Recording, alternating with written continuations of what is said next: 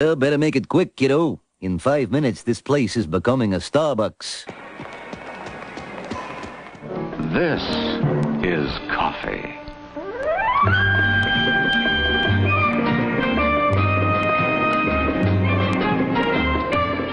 Some people say that Starbucks are taking over, that there's a Starbucks everywhere, that mom and pop coffee shops are being run out of business.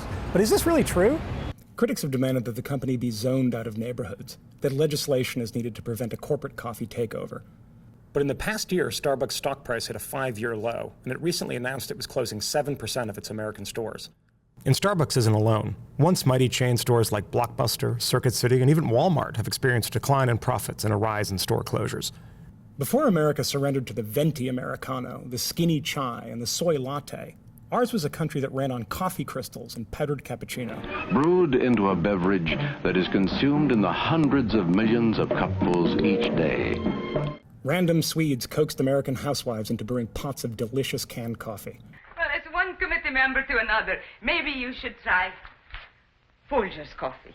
According to the Specialty Coffee Association of America, in 1989 there were only 200 independent coffee houses in the United States. This country didn't have much of a coffee culture, so Starbucks created one. And today, Starbucks is ubiquitous, with over 11,000 outlets in America alone. First, they close all the neighborhood Starbucks. What's next? They close the Starbucks under my desk. Grande triple shot whole milk latte. Mom and pop coffee shops have exploded too, with an estimated 15,000 stores in America. But after years of breakneck growth, the corporate coffee house is in retreat, wounded by a sluggish economy, declining product quality, and an increasingly competitive market. Starbucks, the once unstoppable corporate behemoth, is closing 600 American stores and almost all of their Australian outlets. 12,000 managers and baristas will lose their jobs and, in most cases, their health insurance. As Starbucks closes stores, many independent coffee shops are growing. In the Adams Morgan district of Washington, D.C., the coffee house Tryst is, from morning to night, at almost full capacity. But in 2004, Starbucks decided that it too wanted to try its hand in the neighborhood and opened just a half a block away. There was definitely a lot of neighborhood anxiety about what was going to happen. Was this neighborhood turning into something that the neighborhood didn't really want?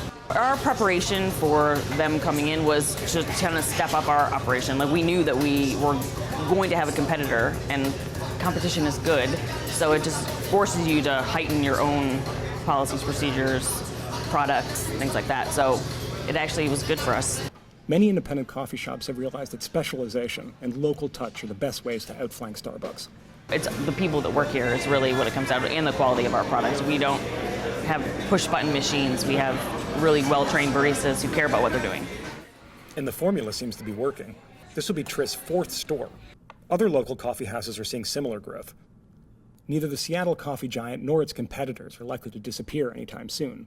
But it seems that Starbucks started believing its detractors, that size and market share are forever, that the company was invincible. But as the history of chain stores like Woolworths and Sears demonstrates, this isn't always the case. There's no need to tote signs or to advocate for zoning restrictions or to hurl trash cans through windows. Countless independent coffee shops have simply beat them at their own game. And as coffee houses like Tryst have found, there's no need to legislate, to protest, when you can simply compete. For Reason TV, I'm Michael Moynihan. But what we need, I'm telling you true, is a coffee house rendezvous.